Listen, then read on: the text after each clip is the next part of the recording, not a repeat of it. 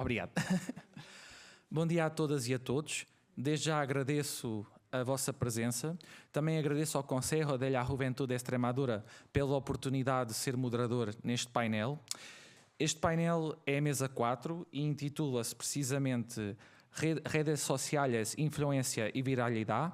Agradeço também e cumprimento todos os investigadores que integram este painel e, sem mais demoras, dou já também indicação que cada investigador irá ter 10 minutos para apresentar o seu trabalho e, neste caso, irei, sendo assim, passar desde já à apresentação do primeiro investigador que irá intervir agora. Temos Lucas Pérez Monge, graduado em Edificación y máster en investigación en ingeniería y arquitectura, así como en gestión de administraciones públicas por la Universidad de Extremadura. Ha participado en congresos y publicado comunicaciones científicas a nivel regional, nacional e internacional. Su investigación aborda la digitalización sostenible, la transformación digital y la aplicación de tecnologías al patrimonio cultural y la movilidad. Lucas, la audiencia es tuya.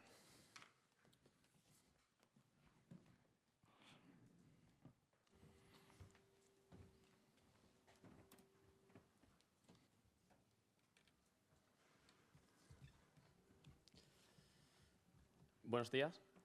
Mi comunicación parte de una contradicción aparente. Vivimos en un momento en el que prácticamente todos los jóvenes tienen acceso a Internet y, sin embargo, seguimos detectando desigualdades. Estas desigualdades o esta brecha responde no solo al acceso a las redes sociales, sino a cómo es el uso de esas redes sociales.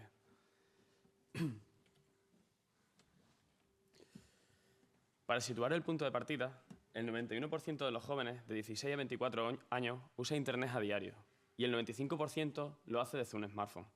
Son datos del INE y del IAB Spain en el año 2023. Estamos hablando de una generación que ha crecido con las redes sociales y que están haciendo... que han nacido en las redes sociales. No hay problema de acceso, pero precisamente por esto cobra más importancia preguntarse qué están haciendo con esta conexión. El objetivo de este trabajo es el de analizar cómo el nivel socioeconómico influye en el tipo de uso que hacen los jóvenes españoles de las redes sociales. Para responder a esta pregunta, hemos trabajado con datos secundarios del INE, del Eurostat y del INJUVE, además de datos como puede ser el IAB Spain. Esta brecha de uso, esta diapositiva, empieza como... aquí empieza lo que es el argumento central. El 58% hace un uso predominantemente lúdico, mientras que el 34% se incorpora de forma habitual contenidos formativos o informativos en este caso. Pero si nosotros combinamos estos datos, realmente la diferencia en este caso estamos hablando de unos 40 puntos. Las plataformas más utilizadas siguen siendo WhatsApp, sigue siendo YouTube, pero TikTok es el ejemplo más claro de las plataformas diseñadas para maximizar el consumo y el contenido viral de un corto recorrido. Es clave para entender cómo se perpetúa esta desigualdad.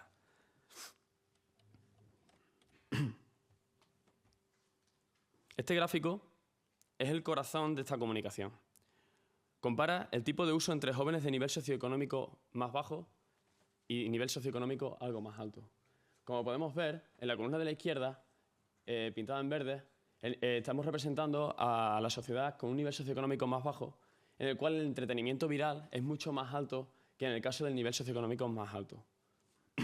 Para ello, estos datos nos dicen que los jóvenes de entornos más vulnerables no usan menos las redes sociales, sino lo usan de forma diferente.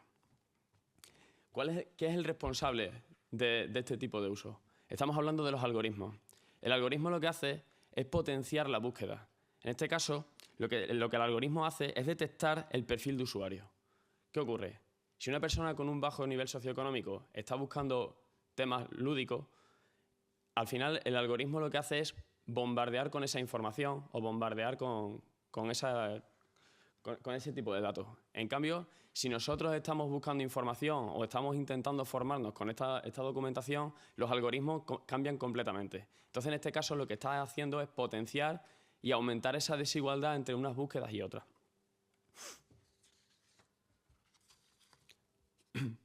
Para ello, las implicaciones y las propuestas en políticas públicas, hablamos en cuanto a lo que hablamos es incorporar, la verdad, la alfabetización digital. Como segunda, sería auditar el impacto diferencial de los algoritmos. Creo que esto sería una propuesta bastante interesante para llevar un control de esos algoritmos y evitar que se potencie esta desigualdad entre unos niveles y otros. Y por tercero, sería reorientar las políticas de inclusión digital. Como conclusión, para cerrar, propongo estas 5 ideas. En primer lugar, el acceso universal no implica igualdad.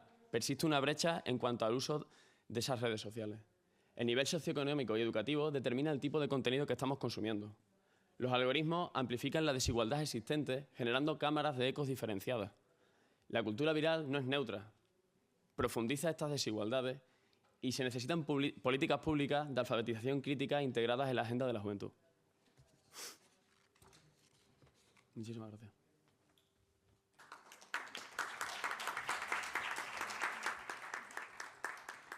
Graças, Lucas. Obrigado, Lucas, pela tua apresentação. Cumpriste perfeitamente aqui os timings e realmente é um tema muito importante a ser tratado na sociedade, inclusive também tem entre Portugal e Espanha, entre as questões tanto no Alentejo como na Extremadura. Acho que é importante falar precisamente destes temas que temos estado aqui a tratar e acabam-se por articular com vários outros que se têm falado aqui também durante o evento. Enquanto, desde então, depois no final vai haver um espaço para perguntas, portanto, vamos guardar para essa parte, depois para os interessados poderem tirar dúvidas. Enquanto está-se aqui a mudar a questão do PowerPoint, vou já apresentando a próxima interveniente.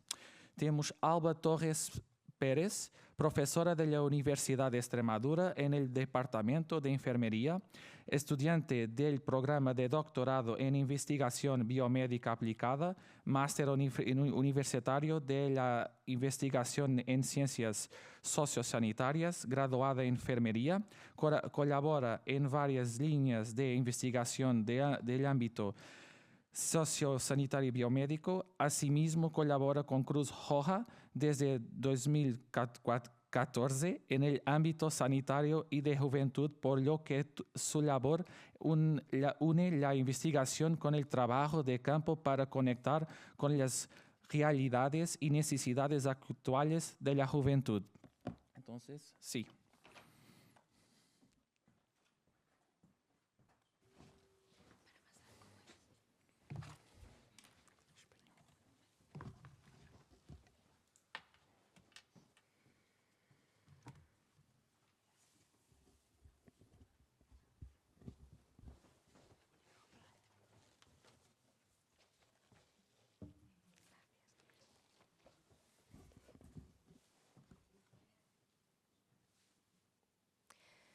Buenos días. Muchas gracias al Consejo de la Juventud de Extremadura por organizar este tipo de eventos y muchas gracias también a la Facultad de Ciencias de la Documentación y la Comunicación por ofrecer este espacio. A continuación me dispongo a exponer el trabajo que hemos realizado mi compañera Saray Canales y yo, nombrado Análisis de la adicción al dispositivo móvil y los nuevos hábitos de consumo en la generación Z. Bien, vivimos bajo un espejismo de hiperconectividad, donde necesitamos estar presentes en todas partes, constantemente, y eso significa muchas veces no estar presentes la mayoría del tiempo. Esta situación la vivimos con absoluta normalidad, y especialmente entre la población juvenil. Nuestros objetivos han sido comprobar o identificar si existe un uso intensivo del dispositivo móvil entre este tipo de población y analizar el posible impacto que puede tener en la relación de estos jóvenes con el entorno digital. Para ello hemos realizado un estudio descriptivo con una muestra de 45 estudiantes del grado universitario de Plasencia, concretamente 35 mujeres y 6 hombres, con una media de edad de 22,7 años. Hemos utilizado 10 preguntas de la escala Smartphone Addiction Scale Short Version y 10 preguntas que hemos elaborado para ver un poquito estos hábitos de consumo. Para analizar los datos hemos utilizado el programa estadístico GraphPath y a continuación os voy a decir algunas preguntas que se han incluido en este cuestionario. Hemos preguntado por las tareas planificadas y si el dispositivo móvil les ha impedido llevarlas a cabo. Les hemos preguntado por problemas de concentración, por dolor en las muñecas, algunos de ellos, por si pueden estar presentes sin utilizar el smartphone, si se sienten impacientes o no al usarlo, o, por ejemplo, si están comprobando constantemente las notificaciones en el mismo. Vamos a pasar a algunos de estos resultados. En el gráfico 1 podéis observar las respuestas a esa pregunta de si han perdido tareas planificadas con respecto al mismo y la mayoría, un 80,4%, están en desacuerdo y solamente un 4,8% piensan que han perdido realmente esas actividades o esa planificación. Respecto a los problemas de concentración, como vemos en el gráfico 2, un 56,2% están de acuerdo en que han tenido problemas de concentración mientras trabajaban o mientras hacían deberes. Respecto a otros datos de la escala mencionada anteriormente, podemos destacar que un 70,7% está comprobando constantemente el teléfono para ver notificaciones, redes sociales, etcétera, lo cual es bastante notorio. Y, por ejemplo, un 78,1% están normalizando que sus familiares utilicen ese dispositivo. Encontramos en el gráfico 6 información acerca de si podían pasar 24 horas con el teléfono, sin el teléfono móvil. Este dato es especialmente notorio porque, como vemos allí, el 63,4% lo han hecho alguna vez, es decir, han pasado un día entero sin utilizar el teléfono móvil, pero concretamente un 36,6% no han pasado ni un solo día sin utilizar el teléfono móvil. Recordemos, una media de edad de 22 años, ¿vale? O sea, 22 años de vida y estas personas, 40% de estas personas no han pasado ni un solo día sin el teléfono móvil. Como vemos en el gráfico 7, la aplicación de más uso fue WhatsApp y TikTok, es decir, redes sociales sobre todo, ¿vale? Y cabe destacar también que la media de horas utilizada el dispositivo móvil fue de un 4,3, es decir, que estas personas contaron solamente en su día a día con 19,7 horas disponibles para prestar atención a su entorno. También podemos destacar las veces que desbloquearon el teléfono móvil, ¿vale? Si lo vemos en el gráfico 3, podemos destacar que la media de desbloqueos fue de un 86,2 veces y aquí os animo a que dediquemos 30 segunditos vosotros mismos a introduciros en la aplicación de tiempo de uso si tenéis el dispositivo iPhone y Bienestar Digital si tenéis el dispositivo Android. Entonces os voy a pedir que lo comprobéis, ¿vale? En estos 30 segunditos de margen para que veáis en el día de ayer cuál fue vuestro número de horas que utilizasteis el dispositivo móvil y cuántas veces desbloqueasteis vosotros mismos ese dispositivo, ¿vale? Para que veáis un poco también y comparemos esas medias que nos aparecen a nosotros con el resto de población. Luego podéis comentarlas si queréis en el apartado de preguntas. Vale, destacamos también en el gráfico 4, les preguntamos si les gustaría disminuir el número de horas que utilizan el dispositivo y un 80,5% respondieron que sí, que quieren reducir el uso del dispositivo móvil. También les preguntamos si tenían algún problema de adicción y un 68,3% nos respondieron que no, que pensaban que no tenían ningún problema. Entonces, me gustaría destacar también estos resultados para ver la incompatibilidad de, por una parte, estas personas quieren reducir el uso. Si quieren reducir el uso, significa que lo consideran excesivo. Si no lo considerasen excesivo, ¿por qué lo iban a reducir?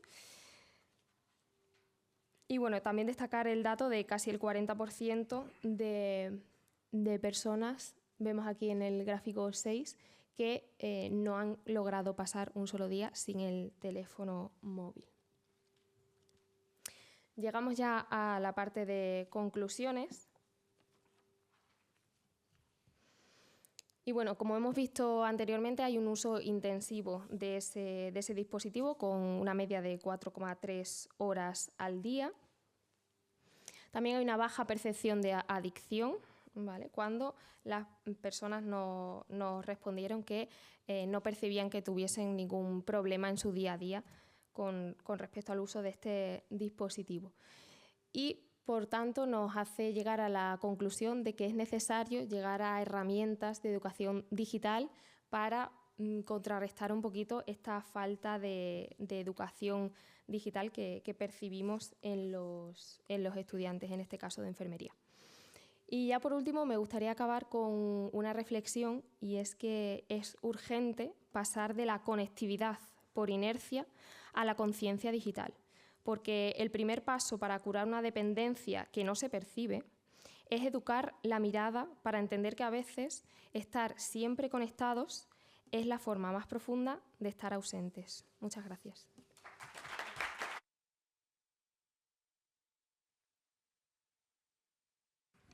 Gracias por tu intervención. Vamos a presentar las próximas investigadores que van a hacer sus presentaciones. Vamos a esto. Voy a intentar con mi español para las biografías. Okay. Tenemos a Adassa Oliveira. Adassa Oliveira es doctora en Ciencias de la Comunicación con especialización en género y medios de comunicación, publicidad y marketing. Su investigación multidisciplinaria se centra en las representaciones socioculturales del género en los medios contemporáneos. Actualmente es investigadora integrada en LIONSOM, Laboratorio de Investigación Aplicada en Comunicación y Medios de Comunicación, y asistente de investigación e investigadora asociada en Centro de Investigación y Estudios en Sociología, Instituto Universitario de Lisboa, en ISCTE. Y tenemos también a Alejandra Miguel. Es profesora invitada de ruta en la Escuela de la Comunicación Social del Instituto Politécnico de Lisboa. Es gestora de Ciencia y Comunicación investigadora integrada en el Laboratorio de Investigación Aplicada en Comunicación y Medios, con varios artículos publicados en revistas científicas y participación en congresos científicos. Sus intereses académicos abarcan la comunicación estratégica, el activismo de marca, el marketing social, la comunicación para el cambio social, la responsabilidad social corporativa, la activación de marca, la experiencia de marca, el marketing relacional y el comportamiento del consumidor, entre otros. Si quisierais, puedes...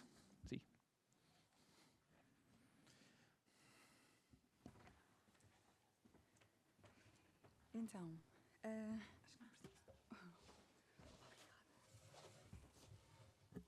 bom dia, buenos dias. Obrigada, Pedro, pela apresentação. Então, esta investigação foi realizada por mim, pela Adassa Oliveira e também pelo professor Jorge Veríssimo, que também é investigador integrado no LIACOM.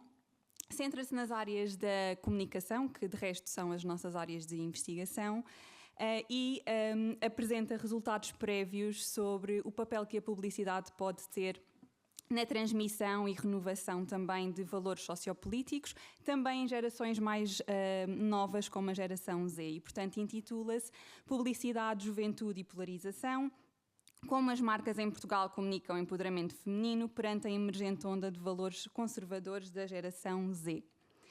Fazendo aqui uma breve contextualização e problematização desta investigação. Atualmente, cada vez mais marcas abordam causas e valores sociopolíticos, como são as questões de género e o empoderamento feminino, também muito motivadas pelas próprias exigências e expectativas que os consumidores hoje em dia têm em relação a um posicionamento das marcas sobre estas questões. Além disso, por outro lado, as respostas dos consumidores a estas campanhas nem sempre são positivas, também muito devido à polarização que existe atualmente nas sociedades, também na geração Z, e, portanto, existem aqui alguns desafios para as marcas na comunicação de valor e de causas sociopolíticas. Isto levantou-nos aqui a questão de como é que as marcas em Portugal comunicam empoderamento feminino nestes contextos de tensões ideológicas. Portanto, o objetivo principal da nossa investigação foi analisar como é que as marcas em Portugal constroem e comunicam discursos de empoderamento feminino dirigidos à geração Z nestes contextos de polarização. Portanto, analisar os discursos, as narrativas criadas por marcas neste tipo de campanhas, também elementos visuais e como é que as marcas lidam com estas tensões ideológicas entre jovens. Fazendo aqui um breve enquadramento teórico da nossa investigação. Portanto, o nosso estudo alinha-se com estudos que analisam a publicidade e as marcas como agentes socioculturais, portanto, símbolos que ajudam os consumidores a definir também as suas identidades e cada vez mais no que diz respeito a estes valores. As marcas cada vez mais têm abordado empoderamento feminino na sua comunicação, o que levanta aqui algumas questões da parte de consumidores cada vez mais polarizados. Temos aqui divergências de opiniões, com percepções de autenticidade e respostas positivas dos consumidores a este tipo de publicidade, mas também percepções de instrumentalização destas causas por parte das marcas que normalmente têm aqui algumas respostas negativas por parte do consumidor. Além disso, em relação à geração Z, como a professora Filipa disse logo no início do dia, existem aqui alguns dados que nos dizem que esta geração não é homogénea e, portanto, tem aqui a coexistência de valores progressistas e de valores muito conservadores. E, portanto, isto é também incentivado por ambientes mediáticos cada vez mais fragmentados e polarizados. E, portanto, isto levanta aqui, atualmente, vários desafios para como é que as marcas se podem posicionar politicamente e comunicar estes valores e estas causas. Passando à metodologia, que será a Adassa a apresentar. Obrigada, buenos dias. A nossa metodologia, nós abordamos a abordagem qualitativa e exploratória, não é? De forma que nós buscássemos campanhas que fossem focadas para a geração Z, né, para o público mais jovem, e que abordassem discursos de empoderamento feminino. Então, foi esses os critérios que nós utilizamos para a seleção dessas campanhas, e nós observamos dentro de 2024 e 2026, identificamos, então, 5 campanhas audiovisuais de 4 marcas portuguesas. Bem, para a metodologia, a nossa amostra foi, então, organizada em 3 categorias analíticas, né, que refletem diferentes níveis de explicitação do empoderamento feminino. Essas categorias permitem identificar padrões discursivos distintos, desde abordagens mais moderadas até discursos mais explícitos, que podem ser potencialmente polarizadores. Então, inicialmente, nós fizemos uma codificação manual desses vídeos, e, a partir desses códigos, tipos de narrativa, graus de explicitação do empoderamento e o risco de polarização, nós analisamos os discursos e as imagens desses vídeos. Bem, só para poder mostrar para vocês uma grelha de análise que nós fizemos, As marcas foram a Wells, a Salsa Jeans, a Seaside e a Inspiring Girls Portugal, sendo que 2 das campanhas analisadas foram da Seaside. Relativamente, então, um pouco da discussão que nós fizemos, nós podemos observar que há uma distribuição percentual, né, que evidencia 40% das campanhas que recorrem a estratégias de empoderamento diluído, né, enquanto outros 40% adotam abordagens mais explícitas desse empoderamento. Apenas 20% correspondem a um equilíbrio discursivo, sugerindo que as marcas tendem a posicionar-se mais claramente, né, ou seja, suavizando ou assumindo esse discurso. Mesmo com uma amostra pequena, nós observamos essa tensão clara entre moderação e explicitação, né? Ou seja, esse empoderamento ele não desaparece, ele é reconfigurado, né? Ele é diluído nessas campanhas ou então ele é assumido explicitamente. O nosso primeiro resultado, então, que nós identificamos nessas categorias é o equilíbrio discursivo, né? Algumas questões, por exemplo, as marcas parecem evitar os discursos feministas que sejam confrontacionais, né, de confronto, optando por um posicionamento mais consensual. Ou seja, há uma estratégia de mitigação de risco de reputação, né?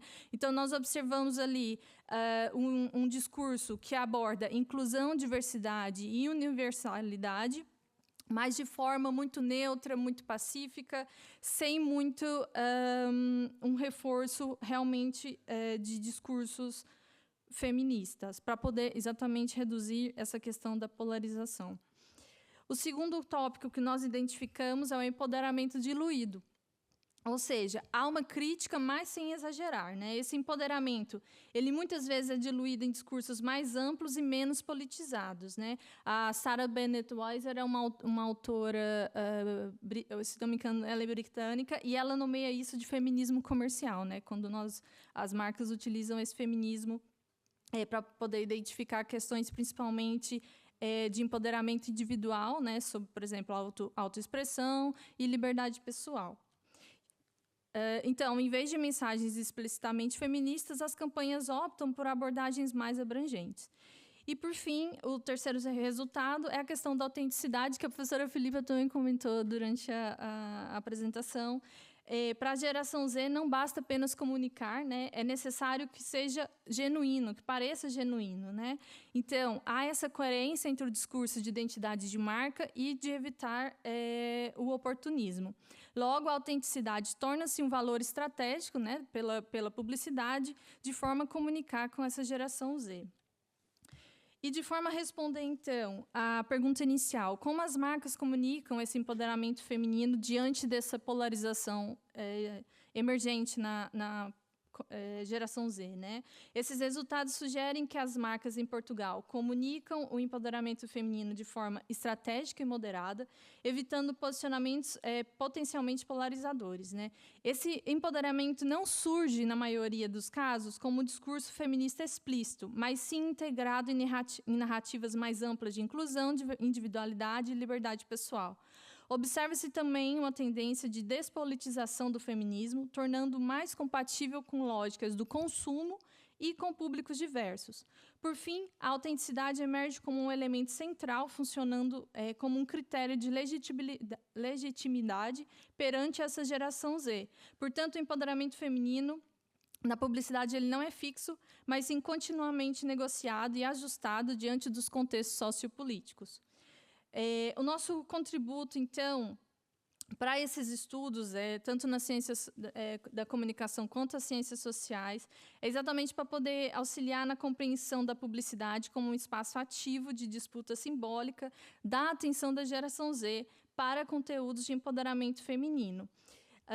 Para futuras investigações, nós temos uma limitação da amostra, né, com apenas 5 campanhas. Então, nós sugerimos que para futuras investigações possam ter um corpus maior, também realizar novos métodos, né, a partir de métodos quantitativos, por exemplo, ou então entrevistas semi-estruturadas com jovens da geração Z. Temos aqui as nossas referências para mostrar para vocês. E, por fim, concluirmos com uma ideia que eu acho que resume muito bem o nosso estudo, que é Entre empoderamento e conservadorismo, a atenção da geração Z seguirá sendo disputada pela publicidade. Obrigada.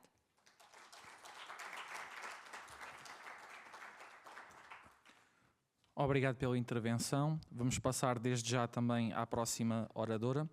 Entretanto, todos os comentários, dúvidas, perguntas, realmente vamos guardar para a questão de quando abrimos as perguntas ao público, para também irmos almoçar e concluirmos amanhã da melhor forma possível. Passo então desde já à próxima oradora. Yara Moreira Persutam, licenciada em Relações Públicas e Comunicação Empresarial e mestre em Publicidade e Marketing por la Escola Superior de Comunicação Social. Actualmente desempeña funciones en una empresa multinacional de tecnología automotriz en el área de comunicación interna y eventos. Entre sus principales responsabilidades destacan la gestión de la comunicación interna, la creación de contenidos y materiales para los colaboradores, la gestión de alianzas y la organización de eventos corporativos. Su investigación de máster se centró en la representatividad racial en campañas publicitarias de cosmética y su impacto en la imagen de marca, el amor a la marca y la intención de compra de la generación Z, tomando como caso de estudio Sephora.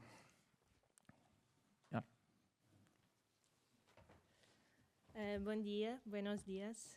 Obrigada pela introdução.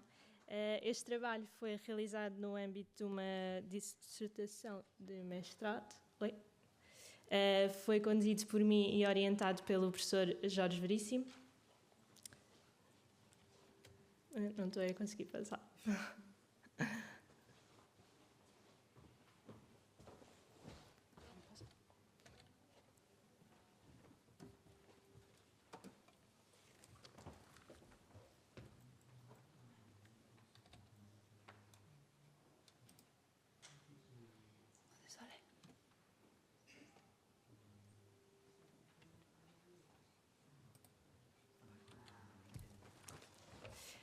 Então, sabe-se que desde há várias décadas que a publicidade, sobretudo no setor da cosmética, atua como um reflexo das dinâmicas sociais e culturais, ao mesmo tempo que desempenha aqui um papel essencial na formação de valores, atitudes e crenças, tanto individuais como coletivas. Mas, frequentemente, a publicidade foi também um veículo que marginalizou ou distorceu a imagem de determinados grupos sociais e raciais e acabou por restringir o conceito de beleza a um modelo quase único. Esta visão tem vindo a ser progressivamente contestada pela geração Z, um público mais jovem e consciente que entra agora em debate do espaço público, e, portanto, conceitos como a diversidade, a equidade e a inclusão deixaram de ser meros instrumentos reputacionais para se tornarem pilares estratégicos de posicionamento. Diversas marcas, nomeadamente marcas de cosmética, têm, portanto, vindo a adotar esta abordagem, de forma a responder às necessidades e exigências desta geração, que atualmente é o segundo grupo de consumidores que mais investe em produtos desta categoria. Portanto, o principal objetivo desta investigação foi precisamente compreender em que medida a inclusão racial nos anúncios publicitários da marca Sephora afeta a imagem e o amor à marca da geração Z em Portugal, bem como a sua intenção de compra. Para tal, foram delimitados os seguintes objetivos: analisar o perfil de consumo atual da geração Z na área da cosmética, compreender a importância da representatividade racial para esta geração e neste setor, e também compreender de que forma a inclusão racial, lá está, influencia a imagem, o amor e a intenção de compra de produtos desta categoria na marca em questão. Portanto, compreende-se que a relevância deste estudo acaba por ser um bocadinho dupla. Por um lado, pretende aqui aprofundar o conhecimento sobre a relação entre a diversidade e o comportamento do consumidor.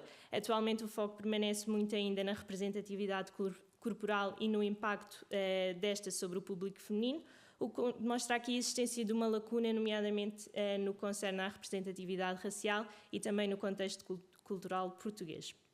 Por outro lado, visa oferecer orientações estratégicas a marcas que procurem reforçar o seu posicionamento junto destes públicos mais jovens e informados. Dando aqui um bocadinho de contexto, existem duas teorias que foram muito exploradas que nos dizem que a publicidade acaba por perpetuar e criar as crenças que os indivíduos acreditam. Ou seja, quanto mais os indivíduos assistem televisão e publicidade, mais as suas noções de realidade se coadunam com as mensagens que estão a ser transmitidas, independentemente da sua veracidade. A teoria dos papéis sociais diz-nos também que certos grupos de indivíduos ocupam papéis sociais com uma maior periodicidade do que outras, o que faz com que certas condutas sejam vistas como características únicas destes grupos e criando-se deste modo os estereótipos.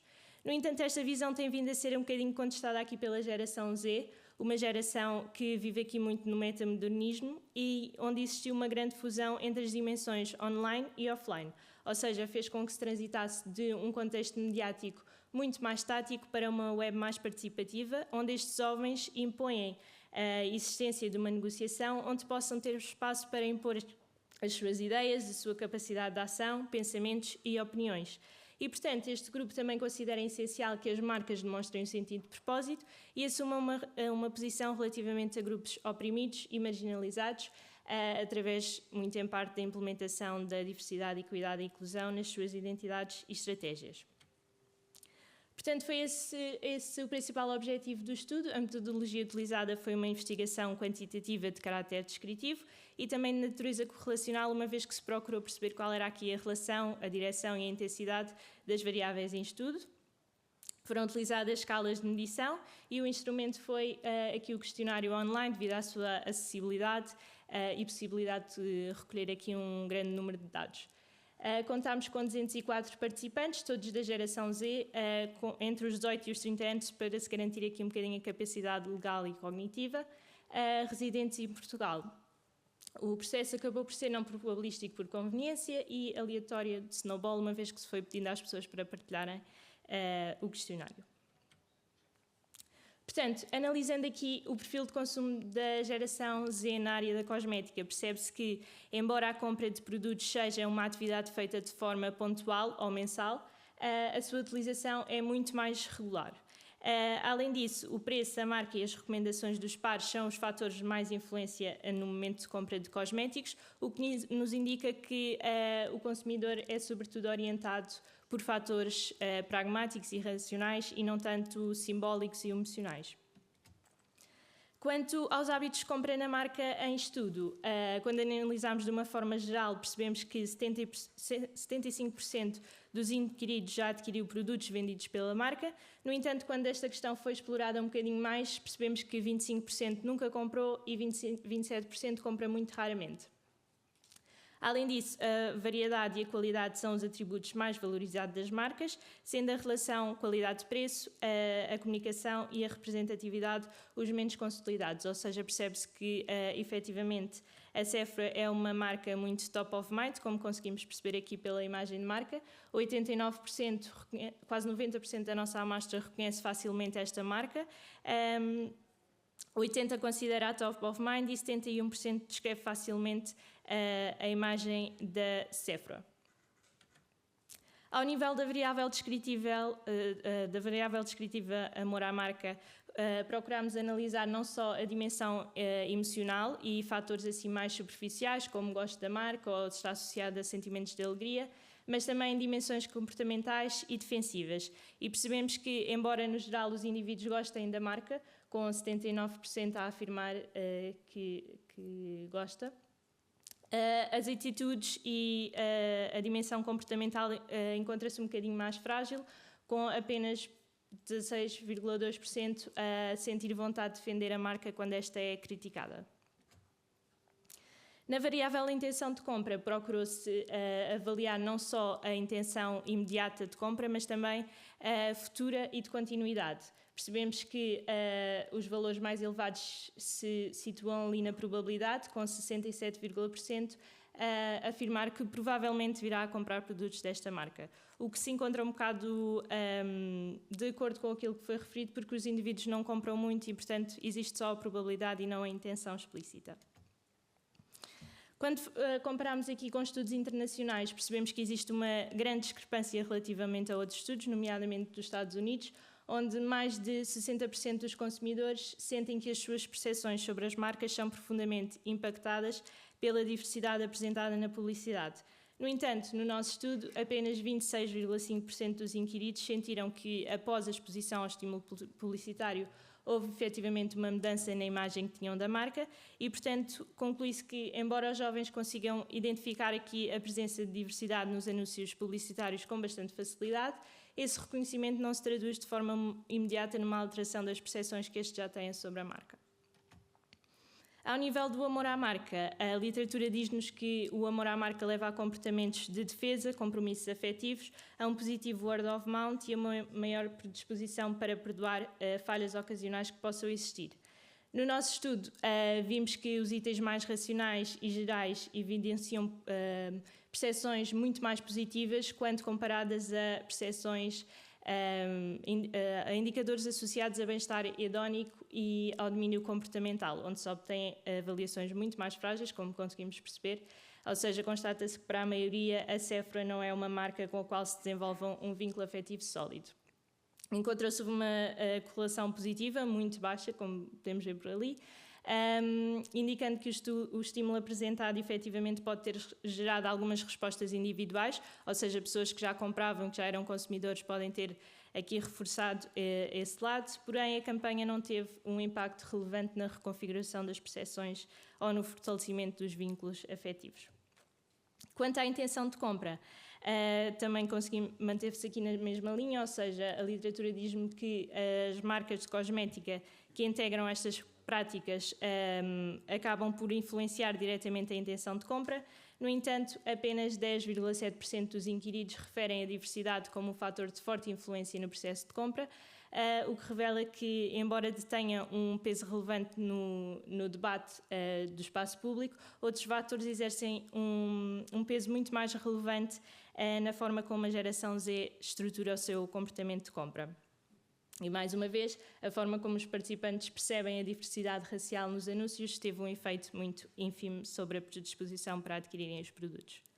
Conclui-se então que os consumidores efetivamente conseguem perceber quando a diversidade é apresentada nos anúncios publicitários, mas embora valorize estas causas sociais e aspectos simbólicos a um nível hipotético, na prática a geração Z ainda se orienta muito por fatores monetários e de forma pragmática nas suas decisões de consumo.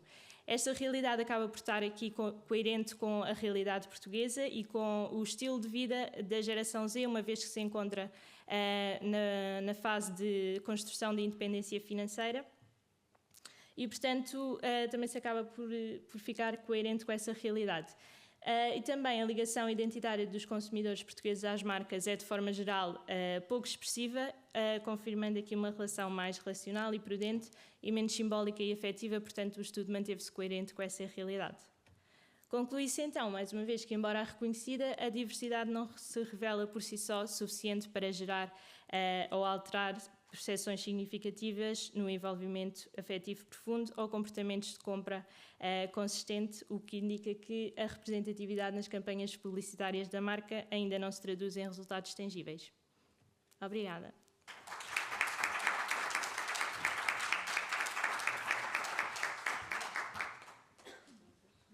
Dar todos os parabéns a todos os investigadores que aqui estão. Excelentes apresentações. Eu peço desculpa da minha parte porque não tenho sido propriamente o melhor moderador aqui presente e é a minha primeira vez. Também aquilo que eu tenho aqui disponível em espanhol e estou aqui a tentar e adequar, mas falando de coração, fiquei mesmo feliz por ter a honra de aqui estar e ter esta oportunidade e de facto encontro muito feliz. Eu irei dar um discurso depois no final também da minha parte, mas os meus parabéns sinceros e peço, antes de passarmos à parte das perguntas, peço mais uma salva de palmas para todos os investigadores que aqui estão, tanto os espanhóis como os portugueses, e por todo o trabalho que eles investiram em tornar isto realidade.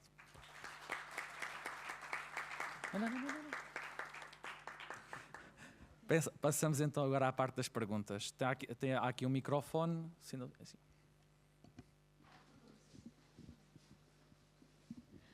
Olá, primeiro muitos parabéns aos investigadores, todos vocês tiveram trabalhos incríveis. A minha pergunta é algo entre uma pergunta e uma provocação que me surgiu perante a investigação da Adassa e da Alexandra. E quando estamos a falar do termo de empoderamento feminino, é um termo que pode ser muito ambíguo em partes. Então a minha pergunta era basicamente quem é que estas publicidades estão realmente a tentar empoderar? Se esse empoderamento é de facto interseccional, se tem de facto essa preocupação de empoderar todas as mulheres, ou se tem um elemento que, pronto, de um termo que encontramos em estudos de géneros de performatividade, em que é um empoderamento que vem de um feminismo exclusivo a mulheres brancas ricas. E era basicamente para abordar esse ângulo que é tão importante quando estamos a falar de representatividade feminista.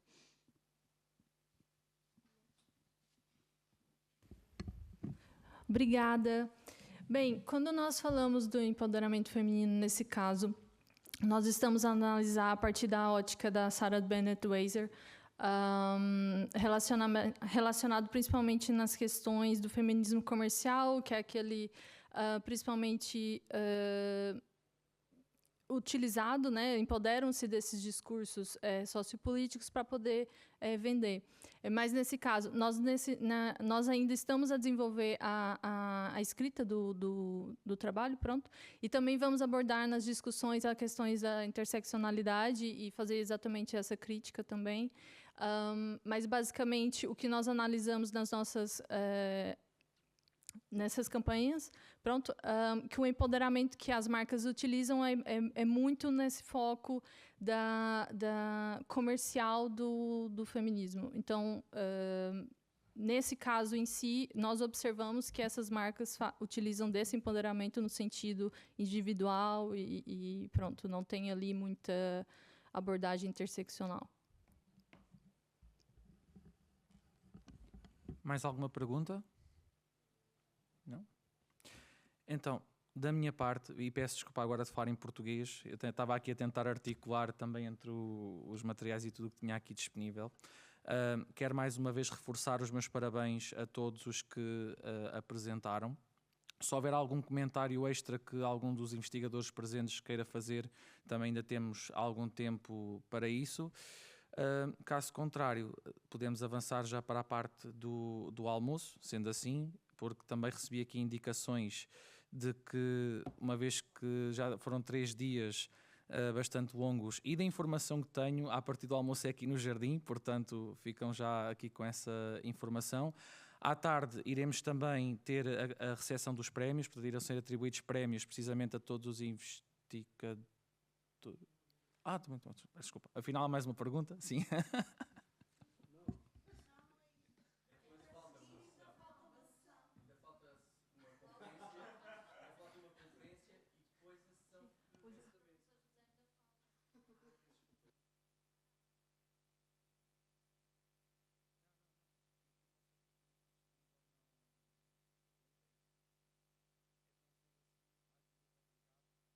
Então, sendo assim, mais uma vez, obrigado.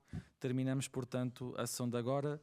Mais uma vez, peço desculpa da minha parte. Fica uma experiência para o futuro e irei, de uma próxima vez, trabalhar para melhorar-me como moderador. Mas, no caso aqui dos investigadores, estiveram excelentes e, mais uma vez, parabéns a todos. Obrigado.